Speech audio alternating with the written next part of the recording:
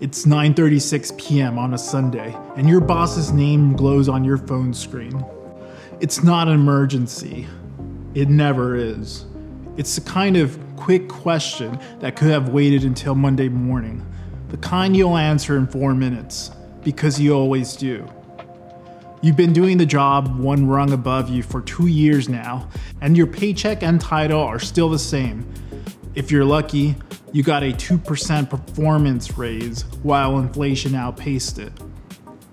Don't worry, you've complained dozens of times by now, and your manager assured you they've been actively hiring since spring. It's true. You check the job description and it asks for that 1 degree you don't have for the job you're already doing. A familiar anger boils up, and the thought of leaving reemerges just as your thumb hovers over the reply button. You've got your familiar answer ready. The market is brutal. You've read the Reddit threads. 400 application, no callbacks. 11 months out of work. Nobody's hiring. You've never applied. Not once. Not one resume submission, nor a LinkedIn reach out to that one old friend you feel embarrassed about asking for a referral. But the actual fear is that it's the safe bet you want to keep available. You don't want to find out it was never safe. So you never spent one afternoon finding out. For 2 years, you've treated these doomer threads as your own data set. I know that avoidance better than I'd like. I'll come back to mine. It's a trick of the mind. None of this feels like a belief. It feels like realism. The market is bad doesn't come out of you sounding frightened. It sounds informed, sober, responsible. Every excuse you give for why you're still at your job is wearing a costume of good judgment, which is why you never tested it. That's the trap. Not the boss, not the market, the costume. That costume has a maker. You were convinced it was you. The word doing the damage. These stories we tell ourselves are hard to shake because they don't arrive as opinions. They arrive as weather reports. I'm not a morning person. I'm bad at math. I don't have a personality for that. We say them the way we say it's an overcast day, describing a matter-of-fact condition, and nobody runs a personal test against the weather. The app says it's 73 degrees Fahrenheit. I guess it must be. The work version is worse, because the work version is partly true. Retaliation is real. Say no to that one meeting to prep for the next meeting, and your manager makes you pay for it. Hiring freezes are real. Degree filters on job boards are real doors in real industries. If I told you none of that was true, you'd close the tab, and you'd be right to do so. So let me be exact about where the lie is hiding, because it isn't the risk, it's the next word. The market is tough, therefore checking is pointless. He might retaliate, therefore I can't say no. The job description requires a degree, therefore I'm not qualified. Therefore, that's the whole con. It strode along behind the risk assessment with the same badge, and you waved it through. The retaliation is real, the bad market is real, the degree filter is real. The lie is the word, therefore. It's a fear problem wearing a strategy problem's clothes, which means the question was never whether your situation was hard. It's hard. The question is, who talked you into thinking that there are no more moves left on the board because you didn't arrive there on your own? Edna, always a bridesmaid. In the early 1920s, a company was sitting on a product nobody wanted, a surgical antiseptic that was pitched as a floor cleaner and a gonorrhea cure? Can't imagine why they couldn't sell that. So they went looking for a disease, a problem to fix. They found an obscure medical word, halitosis, and built a campaign around a woman named Edna, edging past the age where marriage was beyond expected of her. 30, by the way. Adored by everyone, chosen by no one. Her friends didn't tell her. Nobody had the nerve to say it was her bad breath. Listerine's revenue climbed from a low hundreds of thousands into the millions in a handful of years. They didn't invent mouthwash. Antiseptics could be made with just salt and water. No, they invented bad breath as a thing you could have and the fear that it could be holding you back. That's the playbook, and it hasn't changed in a century. Advertising doesn't sell you a cure, it sells you the lack. Edward Bernays, Freud's nephew, and never shy about family business, put it as plainly as it can be put. Don't sell the object, sell the identity it attaches to.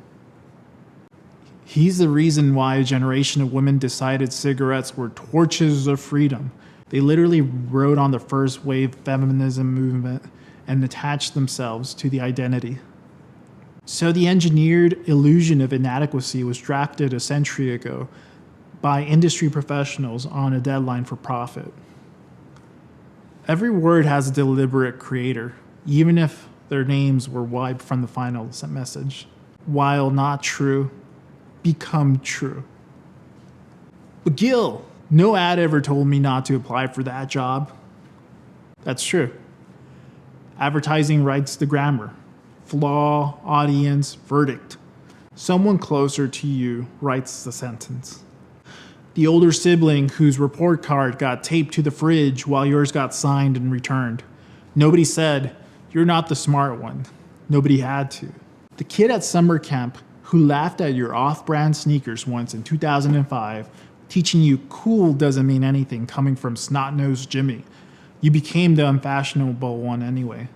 The manager who says, "I'll just do it, it's faster," and takes the task back twice a month for 2 years. No performance review ever said, "You're slow." The missing docs on your desk did. And the mechanism that installs them is embarrassingly simple.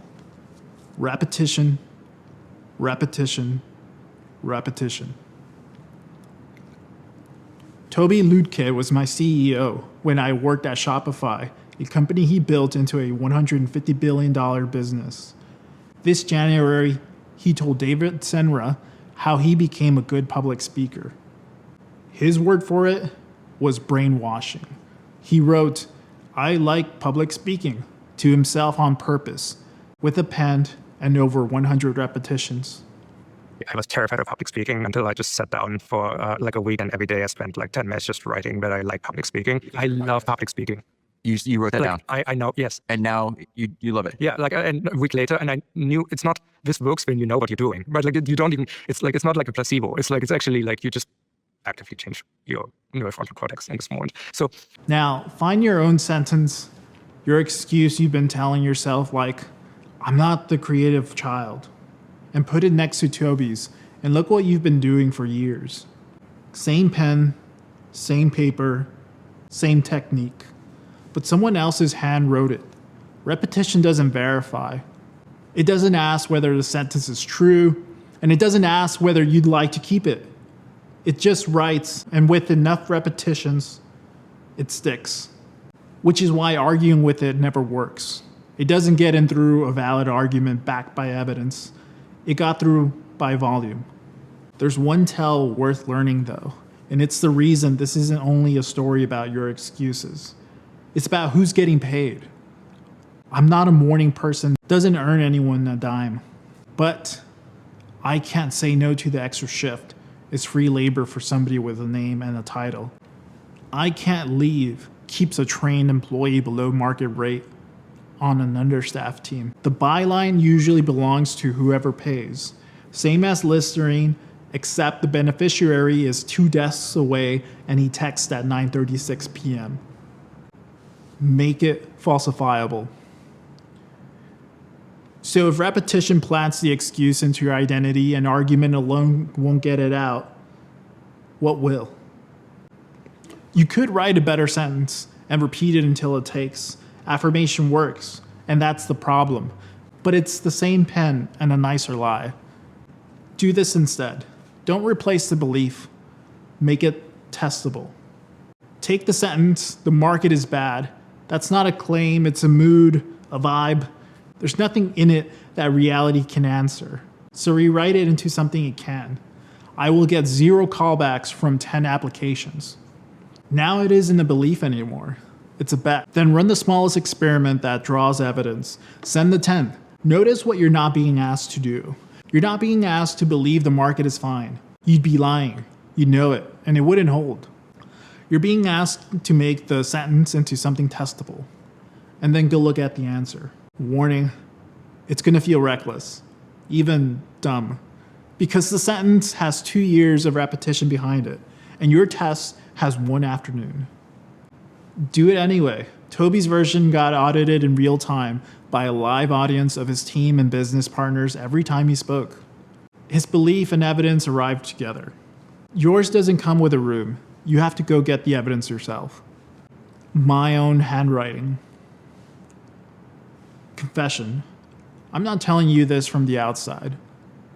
I wanted to make videos since the week I graduated college, and I had a reason not to. A good one, or so I thought. I'd start when I look presentable in front of a camera. Once I lost weight.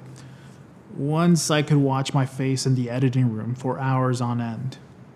That project took longer than I planned, which was convenient because the weight was never the point. The point was being judged terrified me. And I'll start when is what terror sounds like when it's trying to pass as a plan. It's the most portable sentence there is. If it hadn't been my body, it would have been the camera or the lighting or a better first topic or the perfect script that would show my talents. It took me 10 years. And here's the part I need you to have. I had it easier than most of you. Nobody profited from my silence, no manager, no market, no rent. There was no boss on the other side of my decision.